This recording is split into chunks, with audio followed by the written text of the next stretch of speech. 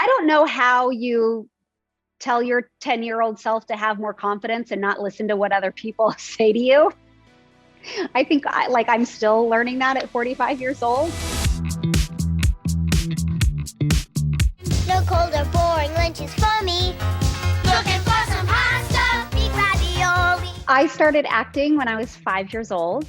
I kind of got thrown into it. I was born and raised in LA, and my parents were not in the entertainment industry, but my mom had a friend who had her son in the business and encouraged my mom to allow her to give the picture of us 4 kids, me and my 3 siblings, to her agent. So my mom said, yeah, okay, why not? Mike, you were spying on me! Me? Oh, no, Kill. I didn't hear the word the guy said, including... And for what it's worth, I'm really glad I bumped into you tonight. So my brother and I actually started in the industry at the same time. He's 6 years older than me, and he did book the role of Mike Seaver on Growing Pains about a year and a half, maybe 2 years before I got DJ on Full House. There's no way you were going out of this house dressed like me. Did you ever think just maybe you're the one dressing like me? Oddly enough, my brother and I didn't ever talk about work. Because my brother and I were working quite consistently, both on television shows, it made it interesting for my sisters, but I think my parents did a really great job because no matter where we traveled, no matter what job we got, my parents made sure that it was a family affair. So it never got awkward in our family. It never was uncomfortable. It was like once we all came home from work or school, it just became about family. And it was like, what are we cooking for dinner tonight? Who has homework? Go clean your room, take out the garbage.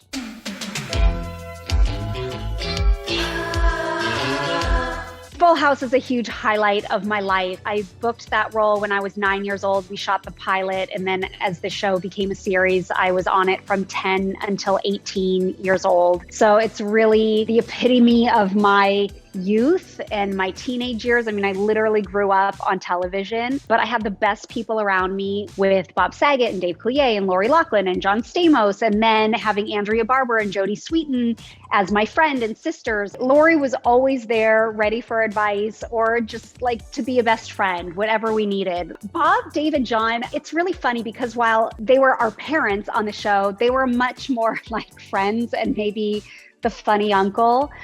They weren't giving advice as much as we were probably more professional than them at times as the children. It was truly the best environment you could put a child in as far as television.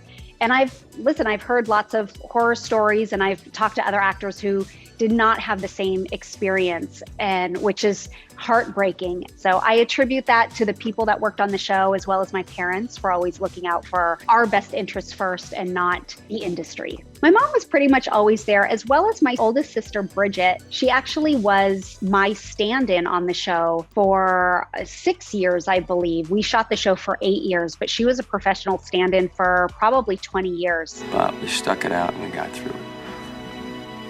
Just like we always do. Just like we always will. I was very sad when the show ended. So now this next step allowed us to move on in a very natural progression. I had met this really cute hockey player at 18 who a year later became my fiance and then husband. And we've been married for 25 years. Deej, this kind of behavior can lead to serious eating disorders, anorexia, bulimia. You're headed down a dangerous road here. I don't care.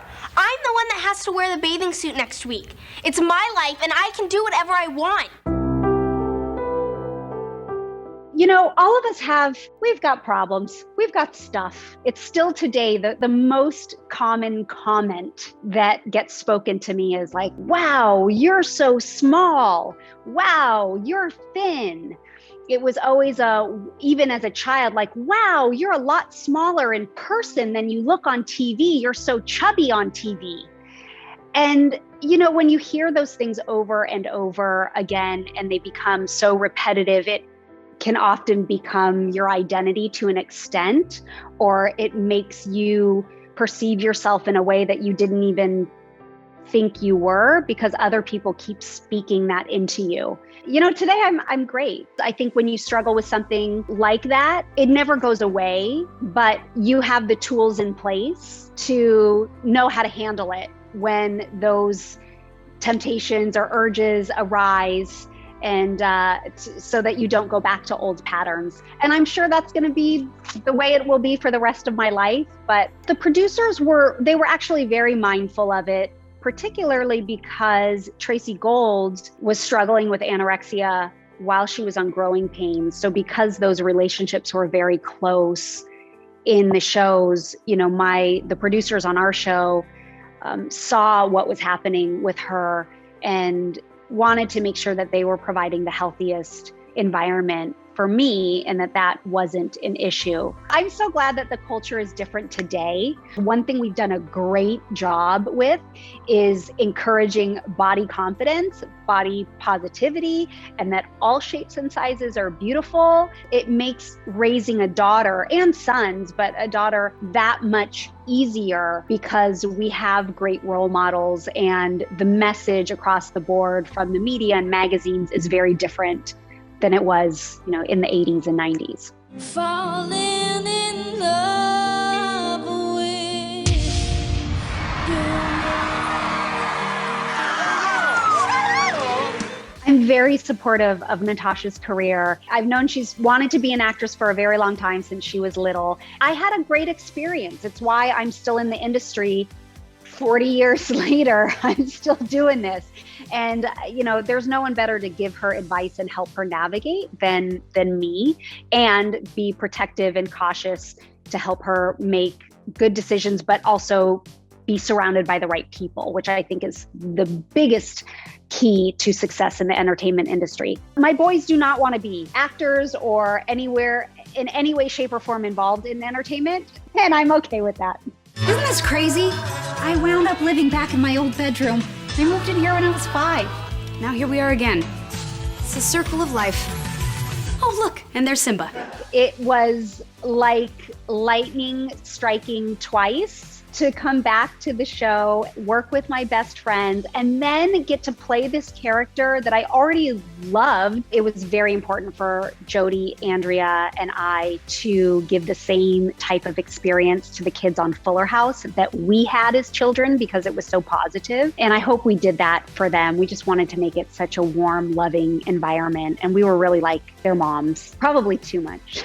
This was supposed to be just a fun little contest, and somehow it's turned into way more than that. So the Christmas contest is based on 2 people that are exes. They were actually engaged, no longer together. They both become finalists in a Christmas contest and realize that they're going to be competing against each other. While we were developing this script, as we fleshed out these characters, I knew right away, I said that John Brotherton has to play Ben in this movie. He has to, because we have so much history together. It's like already written for us. I don't know how you tell your 10-year-old self to have more confidence and not listen to what other people say to you. I think I'm still learning that at 45 years old, but that's what I would want to tell her, is like, don't worry about everyone else's opinion. Just be you, and you're good enough.